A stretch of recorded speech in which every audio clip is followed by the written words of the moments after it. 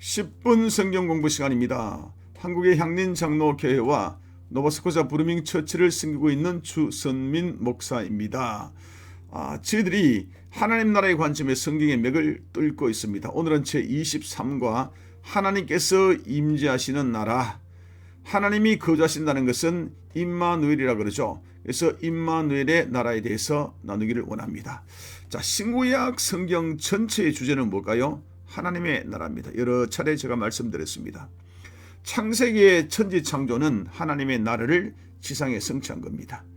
그리고 마귀가 사람들을 유혹함으로 선악과를 따먹는 배도 사건이 일어났는데 그는 하나님의 나라가 파괴되는 것이었습니다. 그렇지만 이에도 불구하고 하나님께서는 창세기 3장 15절 원복음을 통해서 내가 하나님의 나라를 회복시켜 나가겠다라고 선포하십니다. 그런 전체적인 과정을 그린 것이 성경 전체의 줄거리입니다. 따라서 성경의 맥을 뚫기 위해서는 하나님 나라의 건설, 창조, 그리고 파괴, 선악과 배도 사건, 그리고 회복의 관점에서 각 성경은 하나님 나라의 관점에서 어떤 부분을 차지하는지를 살펴보면서 파악하면서 성경을 뚫어 나가는 것이 가장 올바른 성경 공부법입니다. 다만 말이죠, 하나님의 나라를 회복하는 과정에서 구약과 신약이 그 형태가 다르다는 것을 이해하면 좋겠습니다. 구약은 말이죠, 지상에 보이는 국가 형태로, 그러니까 이스라엘 나라, 이 국가를 통해서 온 지상에 하나님의 나라를 선양하고 회복시키려고 했습니다. 그렇지만은 이스라엘 나라가 선민의식이 잡혀서 이 사명을 상실해버리죠. 그래서 폐기 처분당합니다. 그래서 예수 그리스도가 이 땅에 내려오시고 예수님이 인류의 모든 죄를 위해서 죽으시고, 그리고 예수 그리스도 보혈의 피로 말미암아서 구원받은 백성들을 이 보이지 않는 영적인 나라 교회를 통해서 하나님께서는 회복의 사명을 계속적으로 할 수 있도록 그렇게 만드셨습니다. 그래서 결국 완성되는 것이 뭐냐 하면 요한계시록이 나오죠. 하나님 나라가 완성됩니다. 따라서 오늘날 교회는 말이죠, 우리 성도들은 하나님의 나라의 회복의 도상에 있다는 것을 잘 인식할 필요가 있습니다. 그게 우리의 위치입니다.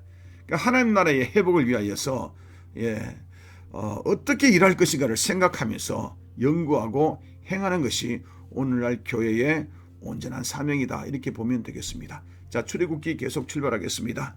자, 모세와 함께 출애굽한 이 백성들은 시내산에 도착합니다. 그곳에서 계약을 맺습니다. 하나님과 백성 사이에서 계약을 맺으면서 하나님은 이들의 하나님에 대해서 보호하시고 또 백성은 하나님을 섬기기로 그렇게 결단하고 그렇게 계약을 합니다. 그리고 하나님께서는 하나님 나라의 백성이 지켜야 될 율법을 하사하십니다. 수리하십니다. 그리고 하나님께서는 성막에 대한 자세한 설계도를 주십니다. 아주 디테일한 설계를 주시면서 이 성막을 만들라라고 이야기했습니다. 자, 오늘은 성막에 대해서 살펴보겠습니다. 자, 성막의 실질적인 기능이 무엇일까요? 첫 번째는 말이죠, 성막은 하나님이 거하시는 임재의 장소입니다. 성막이라고 하면 성자 거룩할 성자잖아요. 그래서 거룩한 장막이다라는 뜻이죠. 이 장막 안에는 성소와 지성소가 나뉘어져 있습니다.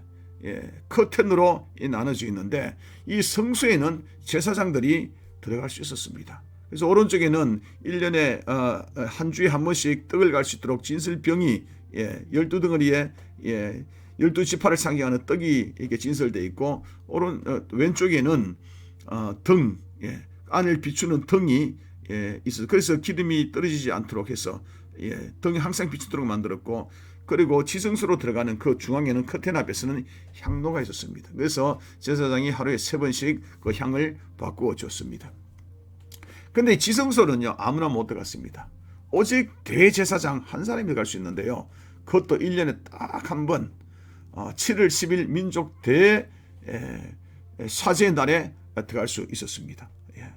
이 지성소는 어떻게 구조가 되어 있는가 하면 마치 하늘의 궁궐같이 그렇게 만들어져 있는데요, 그곳에는 법궤가 있었어요. 언약궤라 그러기도 합니다. 언약궤 안에는 아론의 쌍난 지팡이가 들었고 모세의 십계명이 담긴 돌판 2개와 그리고 만나를 담은 항아리가 들어가 있었습니다.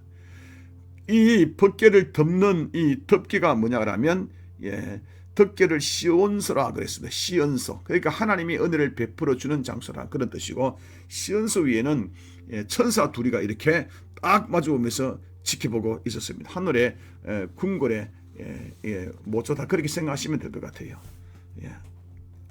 그래서 그곳에는 하나님께서 거주하시면서 은혜를 베풀어 주신다.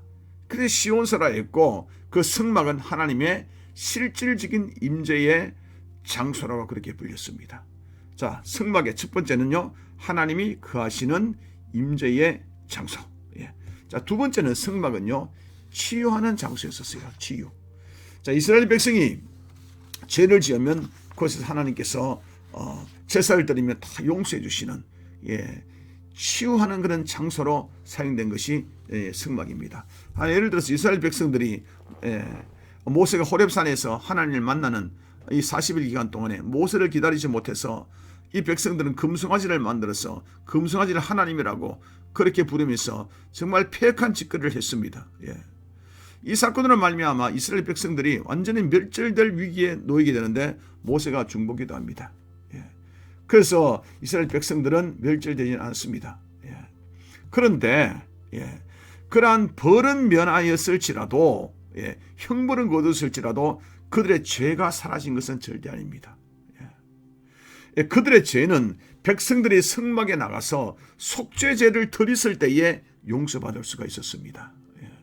그래서 성막은 백성의 죄를 용서해 주시는 은혜의 통로고, 또한 부정해진 이스라엘 백성을 성결케 하는 치유의 장소가 되었습니다.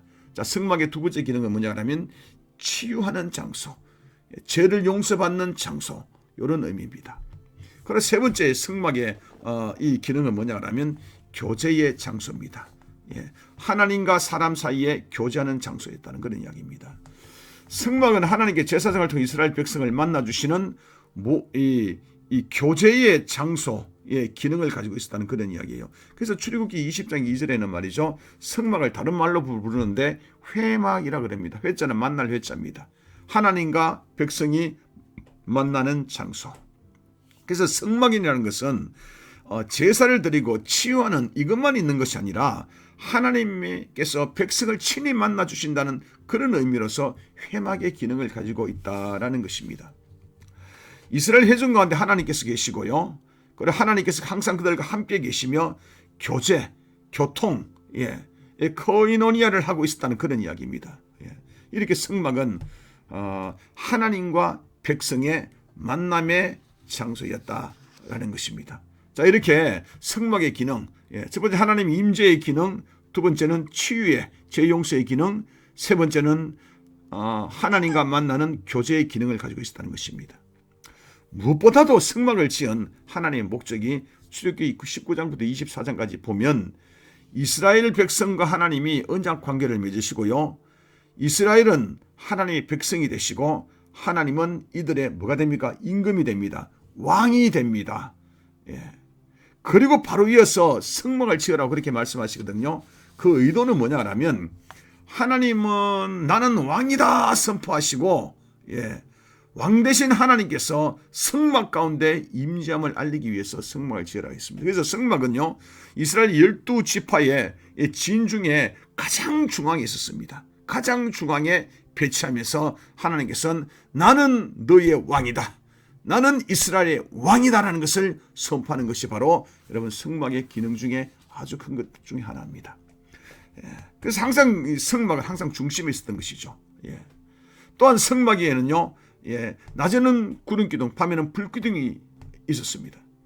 성막에 구름기둥이 떠올랐을 때는 행군 출발, 그리고 구름이 멈췄을 때는 진행을 멈췄다. 그래서 하나님께서 왕으로서 성막 위에 표로는 구름기둥, 불기둥을 통해서 통치를 하셨다는 이야기예요. 출발 스톱을 하셨다는 그런 이야기입니다. 오늘날 신앙을 살아가는 우리에게는 성막이 어디일까요? 성막은 변천됐습니다. 성막이 성전으로, 성전이 살아있는 예수 그리스도의 인격으로, 그러고 이 예수님의 인격을 모신 사람의 안에는 성령의 전이다라고 이야기합니다. 오늘날 성도가 바로 성막의 기능을 하는 것입니다. 내 안에 누가 계신다고요? 성령 하나님이 계십니다. 예. 성령 하나님이 무엇으로 와 계신다고요? 왕으로 와 계십니다. 예. 나는 신하입니다. 백성이고 내 안에 계시는 하나님께서 왕으로 임재하신 것입니다. 그래서 우리는 철저하게 우리 하나님의 말씀에 굴복해야 합니다. 하나님 우리에게 말씀을 주셨습니다. 그리고 우리의 양심을 주셨습니다. 그리고 기도하는 가운데 감동을 주십니다.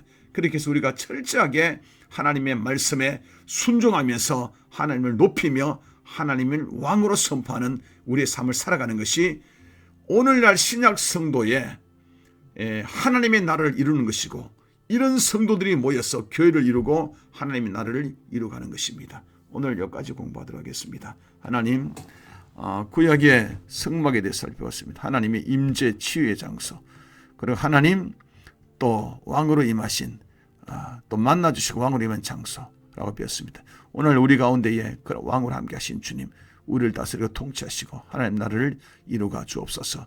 예수님 이름으로 기도드렸습니다. 아멘.